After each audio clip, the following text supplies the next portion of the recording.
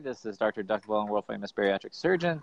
Today we are talking about negative self-talk, and it's my honor and privilege to have Tina Greenbaum, eating disorders expert and all-around badass. She coaches CEOs, Olympic athletes, actors and actresses, written a couple of books, and she has 35-year history of dealing with eating disorders as well. So, Tina, we're going to talk about negative self-talk. Okay. Right? All right. So I have been privileged to have many of your folks fill out the quiz that I have on peak performance. And Yes. negative self-talk is a big deal because it causes a lot of stress. It causes a lot of, So define it for us. So we are actually designed to protect ourselves. That's the way the brain has evolved. So looking for danger is our natural state. And so there's a part of the brain, the amygdala, which kind of focuses 365 days a year, right? 24 hours a day, and it records information, and it's always looking for danger.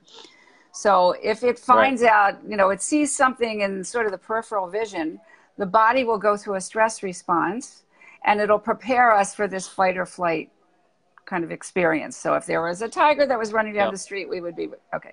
Now, if you were that tiger, once the danger is over, that stress response goes down. The tigers don't sit and worry about what did I do, what did I say, how did I do this, and so we do that. And so in order to kind of deal with negative self-talk, which again the brain just gives off automatically, we have to kind of work at a higher level. We have to be able to recognize, number one, what it is that we're actually saying to ourselves, because this goes on in the background. So you're saying that negative self-talk comes from our early evolutionary stages, our reptilian brain, as they call it. Exactly. And at the same time, it's a coping mechanism to try to protect ourselves. Right. And so as we grow as children, it also, we have a very creative way as children of attempting to explain things that we can't explain. So let's just say that our parents argue in the house and we hear it, and the child says, oh, if only I were better, then my parents wouldn't be arguing. Or, when we're teenagers, if only I were thinner, then I would have boyfriends or friends, or...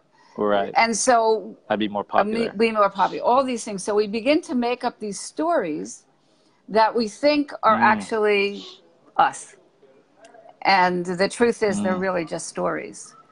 And so the challenge is, number one, to recognize to start with, again, we come back to that level of awareness. And as you hear me kind of over and over, you'll hear a lot of the same things over and over, because these are skills that we need to build. So we need to become mindful, number one, of what it is that we're actually saying to ourselves. How am I talking to myself? So frequently So before we get to that, let me ask you this question. Yeah, in your 35 years experience, what would you say is the kind of the average age when the negative self-talk starts? It could start pretty young. A lot of our stuff is developed by the time we're 5. So, and a lot of the sensations about, let's just say, again, there's arguing in the household. The child, the infant doesn't have words, but it picks up the vibration of the energy. And so... the emotions, the anger. Right. So a lot of stuff that's even preverbal. But by the time we're 5, we've got a lot of these stories already set. And then as we get older, then we look for proof that it's actually true. And so it's kind of like saying I'm clumsy, and then you're always tripping. Exactly. See, right. See, there you go. And then you're not good at athletics because you're clearly clumsy. Exactly. Right. Which makes you not popular. So you kind of, it's a self-fulfilling prophecy in a way. Exactly. All right. So before we get on to how we fix it, so what can we do as parents to maybe have a more nurturing environment for our kids so they don't develop this negative self-talk? Well, for one thing, the parent has to do the work first and do their own recognition of the way that they're talking to themselves, and then the way that they're talking to their children. It always comes down from the top, right? So as parents, we have to become the students first, and then once we learn how to shift those thoughts, I like that. then we can teach our children. But we can't teach our children something that we don't do. If we're modeling something different, that's what the kids are going to pick up. So let's say they say we have about 60,000 thoughts a day, right? And most of those are going to probably be negative. Yes, indeed. I like to add that most of those 60,000 thoughts aren't actually original. They're the same thoughts you had yesterday and the day before that and the day before that. Exactly. So they're not new thoughts, they're old thoughts. So how does an adult who is just trying to get by in life, where would they start? They would to try to stop the negative self-talk? Well, again, before we can stop it, we have to recognize it. So we spent mindfulness, and I'll give you the definition again. It's mindfulness is being aware in the present moment without judgment. Without judgment. That's hard to do, though. How do you not judge? Well, you notice. I just notice. I notice that I'm getting anxious. I notice that I'm talking to myself this way. I notice that the thoughts that I have around this. And so before we can change anything, we have to know what we're doing. Right? If you're going to go in and do surgery, you have to know what the situation is. Right. So let's give an adult example, right? Let's say you're at lunch, since this is a lunch and learn. Right. And you're right before coming and watching the lunch and learn and having your lunch, your boss dropped a new deadline on you or a new project or a new expectation. And you're starting to have negative self-talk. What would that person in that situation do during lunch to stop it? Okay, so number one, I notice that I'm starting to talk to myself in this way. Number two, where is this coming from? I was really kind of in an okay mood and then something happened, or why am I in a bad mood? Okay. Well, it's my damn boss's fault. He doesn't understand how hard I work. Well, we could do that, or we could say I'm reacting because we can't change our boss. We can only change ourselves. So this is my reaction to the way that my boss talked to me in the deadline that he created. This is causing me stress. I love that. This is making me anxious. This is making me anxious. Okay. So what do I want to do about that anxiety? My typical response, if I'm dealing with food, is that I'm going to eat over it. Now, do I want that consequence? After I finish this meal, how am I going to feel? Well, about not just physically, but also about myself. Right? Exactly. Okay. So if I overeat over the problem, I feel, number one, badly about the way that I overate. And number two, I still haven't solved the problem with the boss. Haven't fixed the problem. So we have to go back. Right. We have to go back and fix the problem. Okay. Which would be what? So I'm going to finish lunch and I'm going to walk back to the office and yell at my boss? Well, I don't know that I'm going to yell at him. I'm going to choose. And I'm going to think about this ahead of time. Okay. I'm going to think about it ahead of time. Right? What am I going to do? Okay, if I go this way and I yell at him, okay, so then do I want that consequence? No, I don't think I want that one. Okay, so what are my options? I could confront him and say, when you said this to me, this is what happened for me. You gave me this deadline. It made me feel this way. It made me feel this way. Exactly. So that's one way. And then you could think about, okay, how is he likely to respond? Is he the kind of boss that is going to respond this way? In a way that he can hear what I say?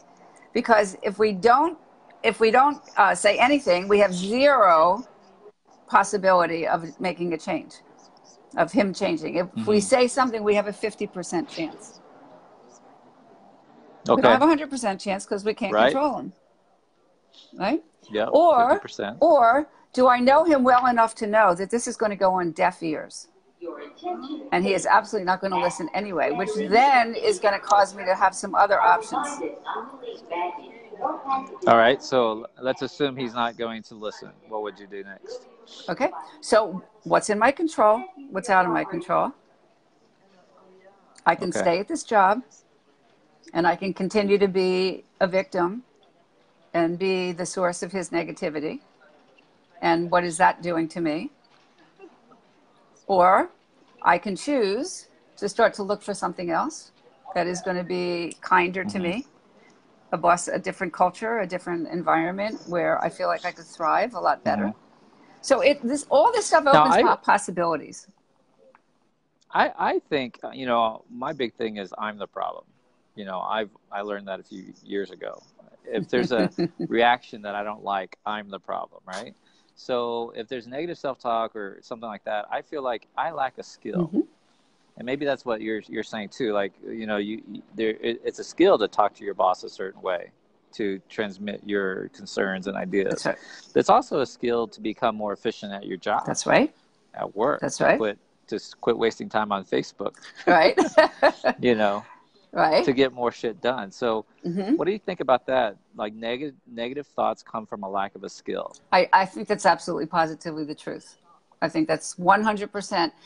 You're using like, you know, I'm the problem. I like to think about, I create my own reality.